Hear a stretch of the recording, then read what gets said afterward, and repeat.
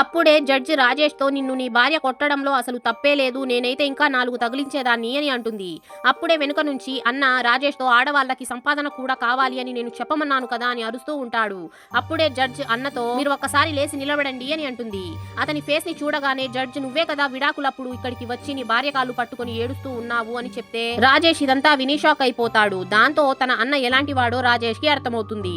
Judge అన్నతో నువ్వు చెప్పు ఆడవాళ్ళకి ఏం కావాలి అని అడిగితే దానికి అన్న ఆడవాళ్ళకి సంపాదన, భక్తి, పిల్లలు ఈ 3 ఉంటే సరిపోతుంది అని అంటాడు. దానికి జడ్జి వాళ్ళ పైన కోప్పడుతూ ఆడవాళ్ళకి కావలసింది గౌరవం, సమానత్వం, ఫ్రీడమ్ అని అంటుంది. రాజేష్ కి మరియు రాజేష్ వాళ్ళ అన్న ఇద్దరికి ఆడవాళ్ళకి గౌరవం, సమానత్వం, ఫ్రీడమ్ కావాలి అని 1000 సార్లు రాయండి అని చెప్పి జడ్జి వాళ్ళకి పనిష్మెంట్ ఇస్తుంది.